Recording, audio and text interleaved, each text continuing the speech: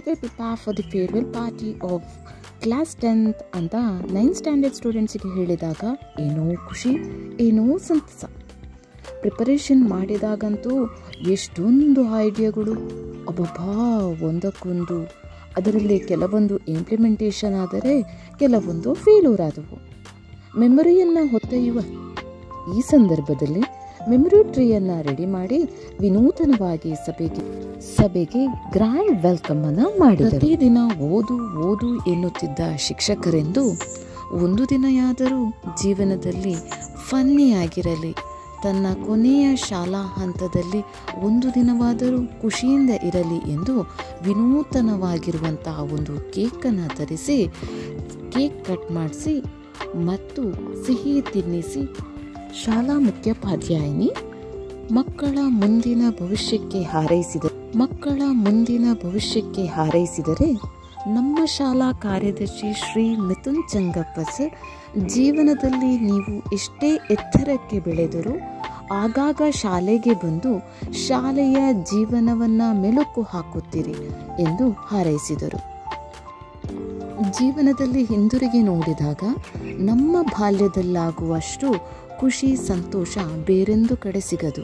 ಹಾಗಾಗಿ ನಮ್ಮ ಶಾಲಾ ವಿದ್ಯಾರ್ಥಿಗಳ ಬಾಲ್ಯದ ಜೀವನದ ಫೋಟೋವನ್ನು ಉಡುಗೊರೆಯಾಗಿ ನೀಡಿ ಅವರ ಮತ್ತೊಮ್ಮೆ ಬಾಲ್ಯದ ಕ್ಷಣಕ್ಕೆ ಕರೆದೊಯ್ದ ಸಂದರ್ಭವಾಗಿತ್ತು. ಅಷ್ಟೇ ಅಲ್ಲದೆ ಕೆಲವೊಂದು ಫನ್ನಿ ಗೇಮ್ಸ್ಗಳನ್ನು ಆಟವಾಡಿಸಿ ಅದಕ್ಕಾಗಿ ಫನ್ನಿ ಪ್ರೈಸನ್ನು ಕೂಡ ಕೊಟ್ಟರು. ವಿದಾಯ ಎನ್ನುವುದು ಎಲ್ಲರ ಬಾಳಲ್ಲಿ ಆಗಾಗ ಬರುವಂತಹ ಪದವಿದು. ಜೀವನವು ನಿಂತ ನೀರಾಗಿರದೆ ಹರಿಯುವ ಹೊಳೆಯಾಗಿರಬೇಕು. ವಿದ್ಯಾರ್ಥಿ ಜೀವನವೂ ಅಷ್ಟೇ. ಏಳು ಬೀಳುಗಳನ್ನರಿತು ಸಾಗರದಲ್ಲಿರುವ ಬೋಟ್ನಂತೆ ಎಷ್ಟೇ ಅಲೆಗಳು ಬರಲಿ ಮುನ್ನುಗ್ಗಿ ಸಾಗುತ್ತಾ ಮುಂದೆ ಗುರಿಯತ್ತ ಸಾಗಬೇಕು. ಹಿಂತಿರುಗಿ ನೋಡಿದರೆ ಸುಂದರವಾದ ಅಳು ನಗುವಿನ ಮಿಶ್ರಿತ ಭಾವನೆ ಹೊಂದಿದ ಹಿಸ್ಟ್ರಿ ನಮ್ಮ ಲೈಫಲ್ಲಿ ಕ್ರಿಯೇಟ್ ಆಗಿರಬೇಕು. ಹೌದು, ನಮ್ಮ ಶಾಲೆ ಅಂದರೆ ಜ್ಞಾನೋದಯ ಇಂಗ್ಲಿಷ್ ಮೀಡಿಯಂ ಸ್ಕೂಲ್ನ ವಿದ್ಯಾರ್ಥಿಗಳ ವಿದಾಯಕೂಟದಲ್ಲಿದ್ದ ಕೆಲವೊಂದು ಚಿತ್ರಣಗಳಿವು. ಬಿಲ್ಡಿಂಗ್ ಎಷ್ಟೇ ಎತ್ತರ ಬೆಳೆಯಬೇಕೆಂದು ನಿರ್ಧರಿಸುವುದು ಅಂತೆಯೇ ಫೌಂಡೇಶನ್ ದೊಡ್ಡ ಮರವಾಗಬೇಕಾದರೆ ಆ ಬೇರಿನ ಅಗತ್ಯತೆ ಎಷ್ಟು ಎನ್ನುವುದು ನಮಗಷ್ಟೇ ಗೊತ್ತಿದೆ. ಎಷ್ಟೇ ಎತ್ತರಕ್ಕೆ ಬೆಳೆದರೂ ಹಿಂತಿರುಗಿ ನೋಡಿದಾಗ ಅದಕ್ಕೆ ಭದ್ರ ಬುನಾದಿ ಹಾಕಿರುವುದು ನಮ್ಮ ಶಾಲೆಯ ವಿದ್ಯಾರ್ಥಿ ಜೀವನ. ಹೌದು, ಅದರಲ್ಲಿಯೂ ಕೂಡ ಟಿಲ್ 10ನೇ ತರಗತಿವರೆಗೆ ನಮ್ಮ ಲೈಫ್ ಪ್ರಿಡಿಕ್ಟಬಲ್ ಥಿಂಗ್. ಹೌದು, ಅದೆಷ್ಟೋ ಮಕ್ಕಳು ಕರುಳ ಸಂಬಂಧವಿಲ್ಲದೆ ಅಣ್ಣ ತಮ್ಮ ಅಕ್ಕ ತಂಗಿಯರ ಮಿಶ್ರಿತ ಬಂಧಕ್ಕೆ ಸಾಕ್ಷಿಯಾದರೆ ಬಾಡಿ ಕೆಮಿಸ್ಟ್ರಿ ಮ್ಯಾಚ್ ಆಗಿ ಅದೆಷ್ಟೋ ಫ್ರೆಂಡ್ಶಿಪ್ಗಳಂತಹ ಸ್ಟ್ರಾಂಗ್ ರಿಲೇಷನ್ಶಿಪ್ ಕಂಟಿನ್ಯೂ ಆಗಿರುತ್ತದೆ ಜೀವನದುದ್ದಕ್ಕೂ.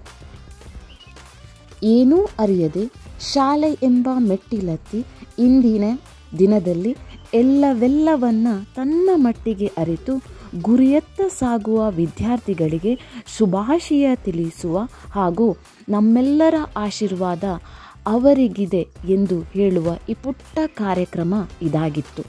ಅಷ್ಟೇ ಅಲ್ಲದೆ ಕೆಲವೊಂದು ವಿದ್ಯಾರ್ಥಿಗಳು ತನ್ನ ಅನಿಸಿಕೆಯನ್ನು ಹೇಳಿದರೆ ನಮ್ಮ ಶಾಲಾ ವಿದ್ಯಾರ್ಥಿಗಳಿಗೆ ನಮ್ಮ ಶಾಲಾ ವತಿಯಿಂದ ಫಲ ನೀಡುವ ಗಿಡವನ್ನು ನೀಡಲಾಗಿತ್ತು.